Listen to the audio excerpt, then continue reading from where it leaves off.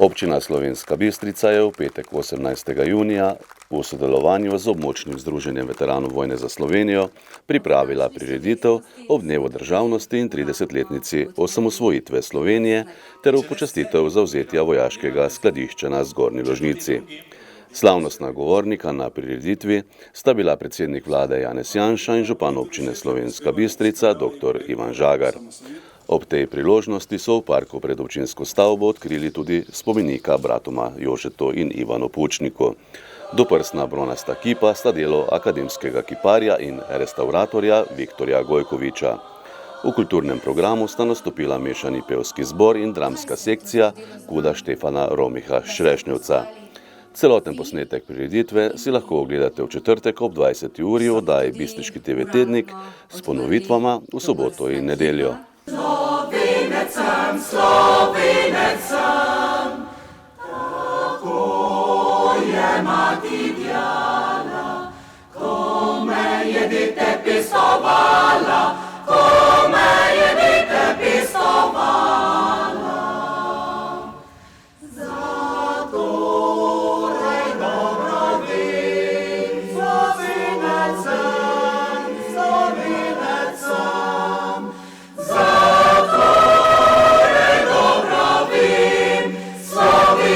sem, Slovenec sem. Dr. Ivan Žagar, župan občine Slovenska Bistrica, je v sredo 23. junija v Viteški dvorani učencem osnovnih šol v občini in učencem glasbene šole Slovenska Bistrica podelil priznanja županova petica. Najprej vam seveda čestitam za te vaše uspehe na šolskem področju, pa tudi so priznanje na številnih drugih področjih, ker sem prepričan, da ste tudi sicer delovali. Zdaj ob tem verjetno ne smemo pozabiti tistih, ki so vas spremljali, na eni strani seveda učiteljev, na drugi strani, učiteljev pa gospe ravnateljice ne smemo pozabiti z nami, ne? Na drugi strani pa seveda tudi staršev. Zdaj vsi ste skupaj tvorili eno tako uspešno ekipo, ki je pripeljala potem do teh vaših uspehov. Zdaj, priznanje je še toliko večje, zato ker ste pač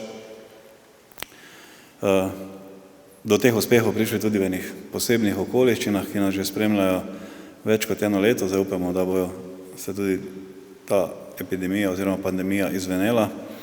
Gre za posebno in svojevrstno izkušnjo, ki vam bo pa tudi prinesla mogoče neke modrosti za prihodnje. Zdaj, jaz vam seveda tej priložnosti želim, da, ker so pač pred vami počitnice, da si torej tudi privoščite počitnice, da se sprostite. Zdaj energije, verjamem, da imate tako ali tako veliko, ne. Ob tem pa seveda ne pozabite na to, da bodite pazljivi, da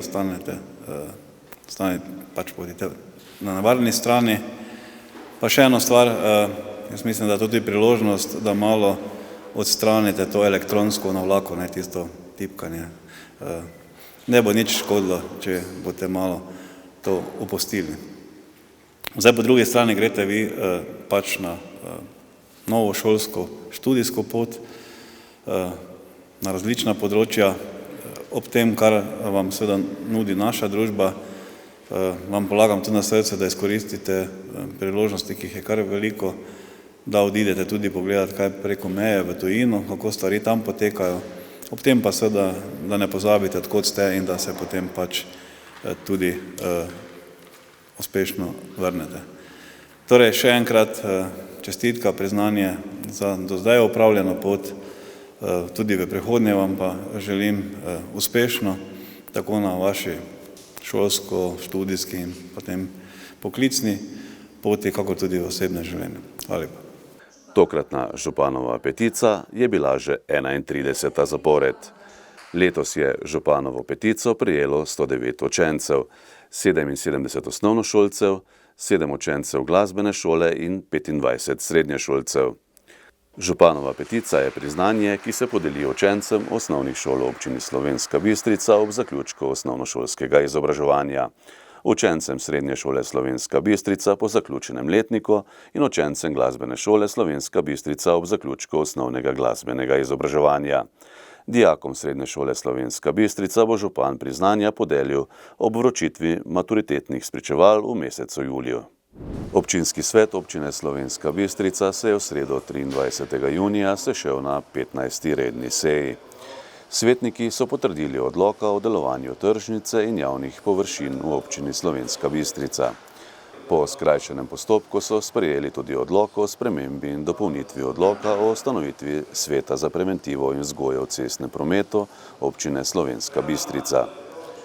Občinski svet je v nadaljevanju seje potrdil dokument identifikacije investicijskega projekta za nadzidavo in prizidavo Slovenije Bistriške enote doma dr. Jožeta Potrča Poljčane. Svetniki so se seznanili tudi s poročiloma o delovanju Razvojno-informacijskega centra Slovenska Bistrica in javnega zavoda za informiranje Slovenska Bistrica. Poleg tega je občinski svet sprejel sklep, da se vstopnina za mestno kopališče v letošnji kopalni sezoni za vse občane Slovenske Bistrice prepolovi, razliko pa bo pokrila občina. Svetniki so obravnavali tudi nekaj premoženjskih zadev ter se seznanili s poročiloma o delovanju območnega združenja Rdečega križa Slovenska Bistrica in o delu častnega razsodišča občine Slovenska Bistrica za leto 2020. V Slovenski Bistrici so v petek 25. junija odprli mestno kopališče. Več o tem, kako so se pripravljali na odprtje in kakšen je odziv prvih kopalcev, nam je povedal Boštjan Friedrich, direktor javnega zavoda za šport Slovenska Bistrica. Otvoritev je bila na prvi dan počitnic, kot je že tradicija. Zdaj v tem obdobju je res velik obisk, vreme imamo idealno. Veseli smo, da je tako. Karte so za bistriške občane cenejše za 50%, kot ste omenili, tako da tudi to ima vpliv na obisk. Seveda upamo, da bo tako vreme zdržalo skozi vso poletje in da bomo tukaj lahko skupaj preživljali ene lepe, sproščene počitniške dni. Kako je bazen odprt, ob katerih urah in seveda, če lahko še nekoliko podrobneje predstavite cenik? Ja, zjutraj se odpre ob 9, od 9 do 11 je potem jutrajno plavanje, rekreacija, potem od 11 ure pa do 7 ure zvečer je potem kopanje dnevno in kasneje od 7 do 9 ure zvečer ponovno večerno plavanje in veseli nas, da to plavanje kar dosti zapolnjeno, ogromno smo prodali tudi letnih kart, ki so letos res zelo ugodne. 20 € je letna karta za odrasle, medtem ko 15 € za dijake, študente, otroke in upokojence ter invalide. Potem tudi celoletna karta za odrasle, za neomejen vstop je 40 €, 30 € za otroke in pa študente, dijake, upokojence, invalide, kot sem že prej omenil. Celodnevna potem karta za enkratni obisk je za bistriške občane 2,5 €, potem za otroke 2 €, plavanje 1 €, skratka res zelo ugodne cene, če sploh gledamo, če primerjamo bližnja kopališča, nikjer ni tako ugodnih kart in seveda upamo res na čim večji obisk. Seveda pa boste to kopanje tudi letos popestrili s spremljevalnim dogajanjem. Ja, res je, organizirali bomo tečaje za otroke, plavalne, potem imeli smo že tudi prvo soboto kino, ki ga bomo tudi ponavljali skozi poletje, tako da bomo tudi v bistvu imeli še večerni program v vikendih in seveda pač želimo privabiti čim večje število ljudi in da bodo se res vsi imeli lepo, da bo čim manj težav in da bomo na koncu vsi veseli. 23. julija se v Tokiu začenjajo olimpijske igre. Zraven pa bodo tudi seveda slovenska zastopstvo. Iz Slovenske Bistrice bo zraven torej Ivan Trajkovič in to v tekvandoju. To bo za Ivana drugi olimpijski nastop po Londonu leta 2012. Torej videli bomo, kako se bo Ivan torej odrezal v Tokio, poglejmo, kako smo se pogovarjali z njim mesec dni pred odhodom na olimpijsko prizorišče. Načeloma mi je odgovarjal ta pauza, zamik enega leta, smo s trenerjem dosti stvari, predvsem na tehniki in taktiki delala, dosti sem napredoval v tem. Je pa res, da sem si želel mogoče malo več tekmovanj, poškodba v marcu mi je preprečila, sem si zlomil dlančnico, tako da dejansko brez prave borbe na tekmovanju bom šel na same olimpijske igre, ampak na teh zaključnih pripravah zdaj v mesecu juniju, najprej sem bil 10 dni na Rogli, potem 5 dni v Beogradu, zdaj pa grem spet nazaj na Roglo. Sem delal ogromno sparingov z različnimi sparing partnerimi, kvalitetnimi borci in dobro se počutim, nekaj malega še treba narediti, ampak forma je trenutno točno tam, kjer mora biti. Torej v tvoji glavi premlevaš tiste nasprotnike, ki te čakajo, torej v najtežji kategoriji nad 80 kg boš nastopil. Poznaš vse te fante, torej kakšna so pravzaprav pričakovanja, verjetno velika. Ja, fante vse poznam, z veliko večino z njimi sem se že boril vsaj enkrat v svoji karieri. S trenerjem analiziramo borce, žreb se že ve, tako da v prvem krogu bom se pomeril z borcem iz Gabona, trenutno imava 1-1 rezultat v zmagah, tako da se veliko zdaj posvečamo sami tehniki in res specifični pripravi na same borce. Pričakovanjih vedno nerad govorim, je pa želja seveda ogromna, želim si osvojiti medaljo, ampak realnost je taka, da od teh 16, ki nas nastopa, dejansko mislim, da realne šanse za osvojitev medalje ima kar 14 borcev, tako da ne bo sploh ne lahko. In treba iti borbo po borbo, trenutno se najbolj posvečamo sami prvi borbi, potem pa bomo videli dalje. Kaj je tvoja prednost v tej kategoriji, če dodamo, da si nekako med tistimi po rasti nižji od teh tvojih soborcev, ki se boš boril z njimi, in kaj tisto mora stvar, ki ti ne godi v tem primeru? Ja, mislim, da sem res najmanjši v svoji kategoriji zdaj na nastopu na olimpijskih igrah. Definitivno moja največja prednost hitrost, tudi vzdržljivost, na vzdržljivosti smo veliko delali v zadnjem času, tako da bo to moja dva aduta, s katerim bom probal zmagovati borbe. Seveda slabost oziroma prednost nasprotnikov so ravno te dolge noge, lahko hitro stegne, udari v glavo, to so takoj 3 točke za njega in potem je borba seveda težja dalje. Tako da treba bo predvsem največji poudarek bo na samem fokusu v borbi, se pravi vseh 6 minut borbe maksimalno skoncentriran, iskati točke, poskušati ne dobiti in to bo to. Pot do druge olimpijade je torej bila kar trda in trnova, če se kar takole izrazim, izpolniti je bilo teda zahtevno olimpijsko normo. Kako si jo ti izpolnil? Ja, po nastopu, po kvalifikacijah v Rio, kjer se mi ni šlo, sem v naslednjih 4 letih res poskušal maksimalno, da pridem direktno noter preko olimpijskega rankinga, preko rang lestvice, kar pomeni, da v letu pred olimpijskim decembra se potegne črta in top 6 borcev po olimpijski rang lestvici pride avtomatsko noter, ostali morajo nastopiti na kvalifikacijskih turnirjih po celinah.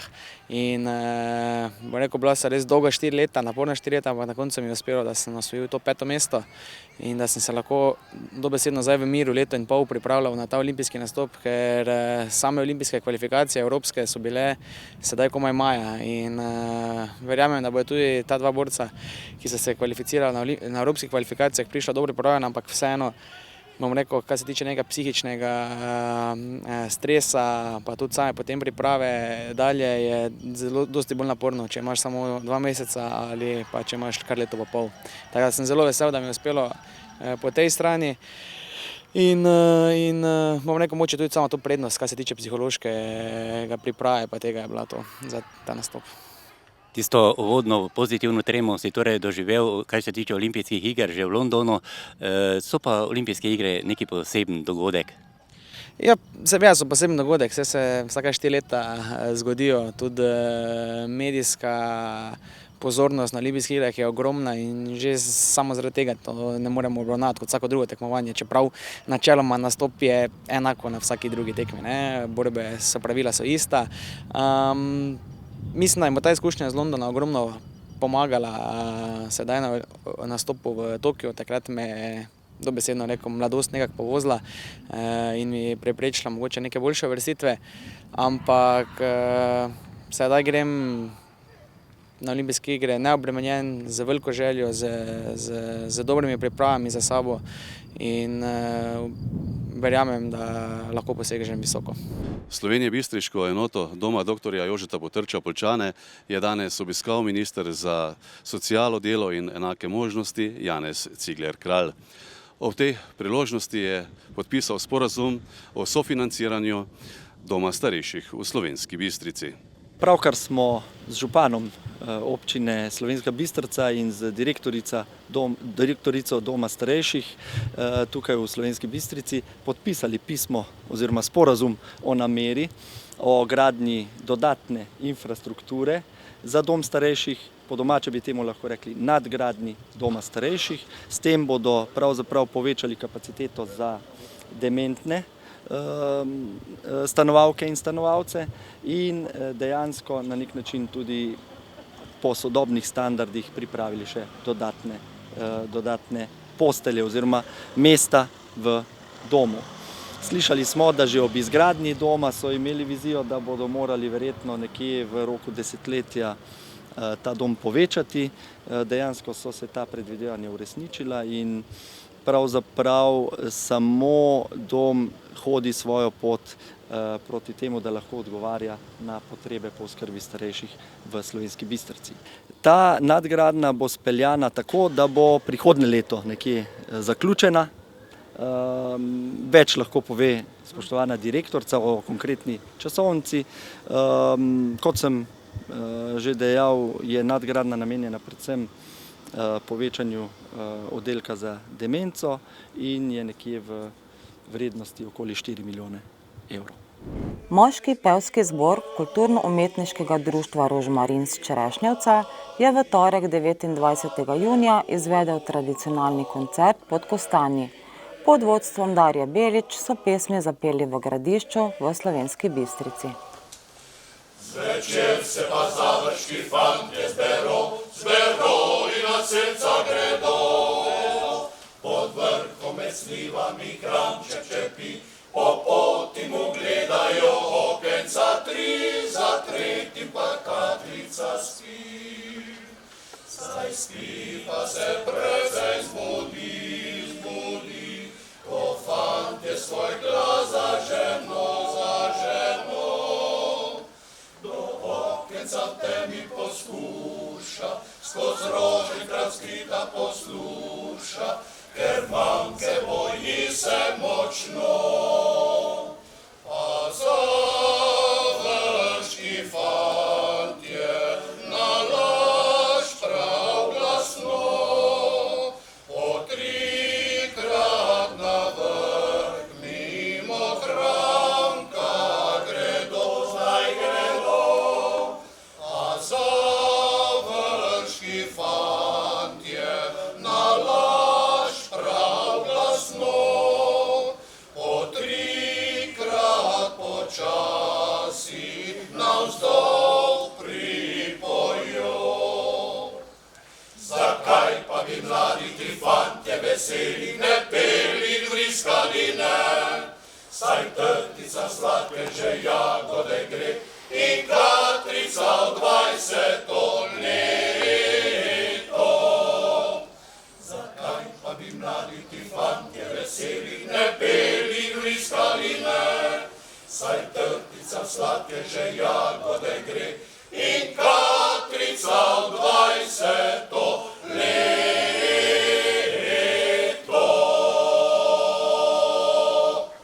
V sredo, 30. junija, je bila vojašnici Vincenca Repnika v Slovenski Bistrici primopredaja dolžnosti poveljnika 670. logističnega polka.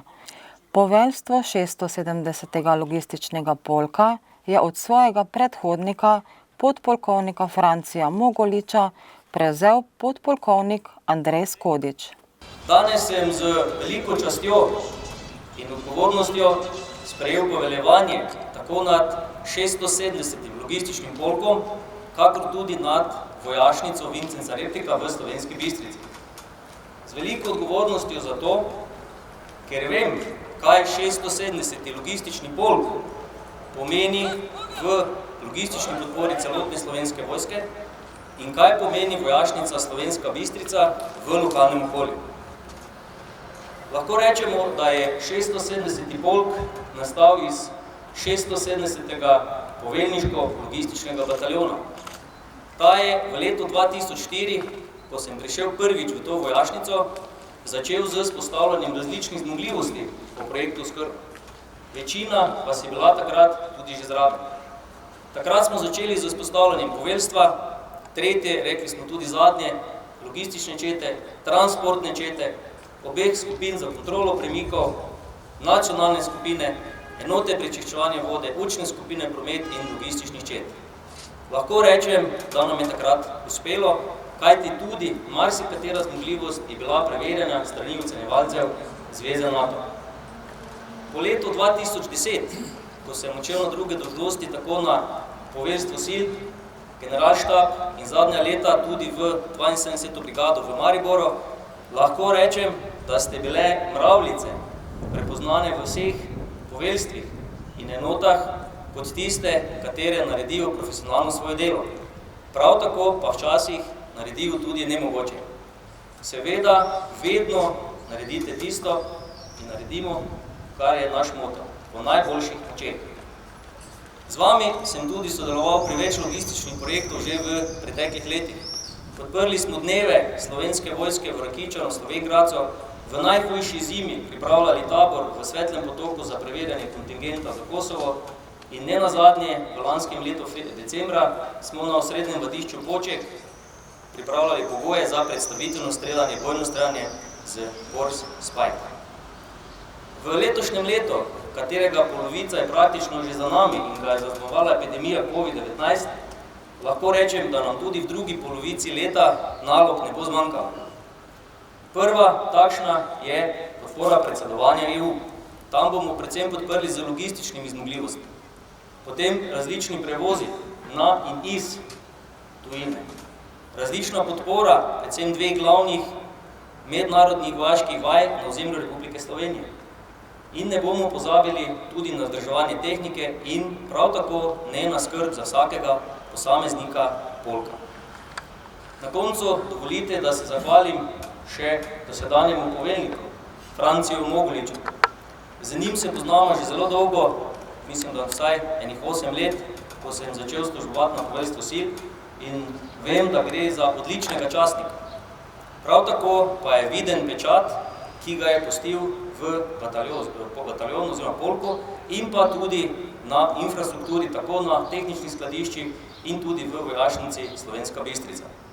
Še enkrat, Franci, hvala za vse in upam, kako kot je rekel poveljnik brigade, še na tvojo sodelovanje, ker glede to, da ostaješ v logistiki še naprej in pa seveda tudi podporo. V znak spoštovanja in pa odličnega dela bomo v imenu 670. logističnega polka podelili zlato medaljo 670. logističnega polka podpolkovniku Franciju Moguliču za odlično opravljeno delo v samem času službovanja v Slovenski Bistrici in pa v 670. logističnem polku. Spoštovani, hvala lepa. V slavnostnem nagovoru je vse prisotne pozdravil poveljnik logistične brigade, polkovnik Franjo Lipovec. V kulturnem delu programa so nastopili štajerski frajtonarji.